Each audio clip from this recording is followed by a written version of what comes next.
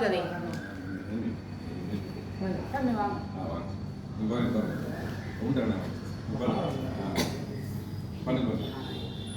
சத்யநாராயண விரதம் 5வது கதை.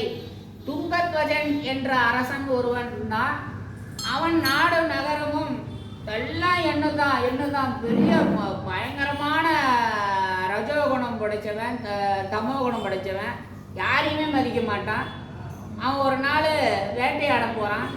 வேட்டையாட போகும்போது மிருகங்களெல்லாம் வேட்டையாடிட்டு ரொம்ப களைப்பாக இருக்குன்னு சொல்லி தீர்த்தம் குடிக்கலான்னு, தண்ணி குடிக்கலான்னு போகிறான். அப்போது ஒரு அரச மரத்து அடியில் எல்லாம் அங்கே இருக்கிற வேடர்கள் எல்லாரும் சத்யநாராயண பூஜை பண்ணிகிட்டு இருக்காங்க.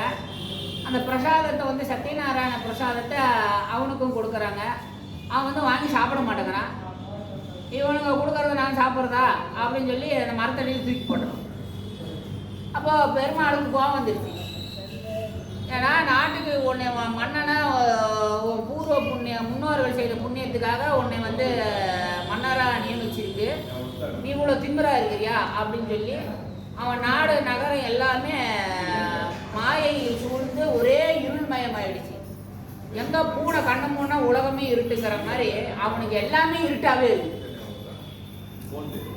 என்ன பண்ணுறதுன்னு தெரியல. எங்கே போனாலும் அவனுடைய 100 பிள்ளைகள் எல்லாம் மாண்டு போன மாதிரி இருக்குது. மனைவிமார்கள்லாம் மாண்டு போன மாதிரி இருக்குது. ராஜ்யமே இல்லாமல் இருக்குது. அப்போது சூழ்நிலையில் மயக்கத்தில் போய் விழுந்துடுறான்.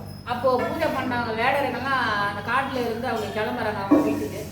அப்போது இந்த துங்கத்வஜ மன்னன் மயங்கி கிடக்கிறத பார்த்து அவங்க தூக்கிட்டு போய் மயக்கத்தை தெளிஞ்சு வைத்தியமெல்லாம் பார்க்குறாங்க.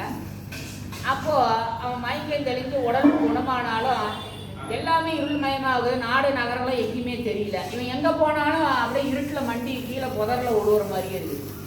அப்போ சொல்கிறாங்க, நீங்கள் சத்யநாராயணனை பூஜையை அவமானப்படுத்தி அவரை கோவிச்சுக்கிட்டீங்க.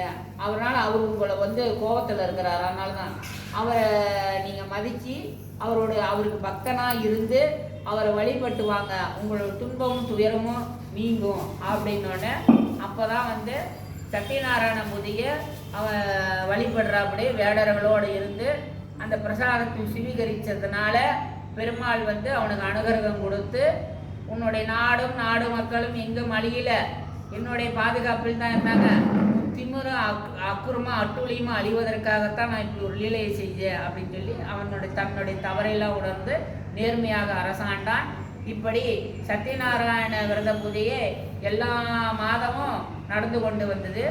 இப்படி தான் ஒரு காலத்தில் மேருமலை அப்படின்னு சொல்லி இருக்கக்கூடிய அந்த மேருமலையோடைய புதல்வர்களாகிய 2 பேர் தவம் இருந்தாங்க, சகோதரர்கள். அதில் ஒருத்தன் பேர் பத்ரன். அவனுக்கு அனுகிரகம் பண்ணுறதுக்காக நாராயணர் காட்சி கொடுத்தார், சத்யநாராயணர். அதில் பத்ரா, உனக்கு என்ன வர வேணும்னு கேட்றார்.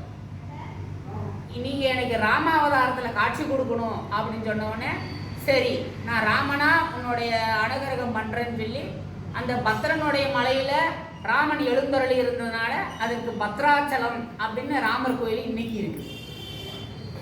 அப்புறம் மற்றொரு சகோதரன் கிட்ட வரம் கேட்டா, அப்படி உனக்கு என்ன வர வேணும்னு, எனக்கு நீங்கள் சத்யநாராயணனா காட்சி கொடுக்கணும் அப்படின்னா, சரின்னு சொல்லி அந்த சத்யநாராயணனாக அந்த மலையிலேயே காட்சி கொடுக்குறாரு.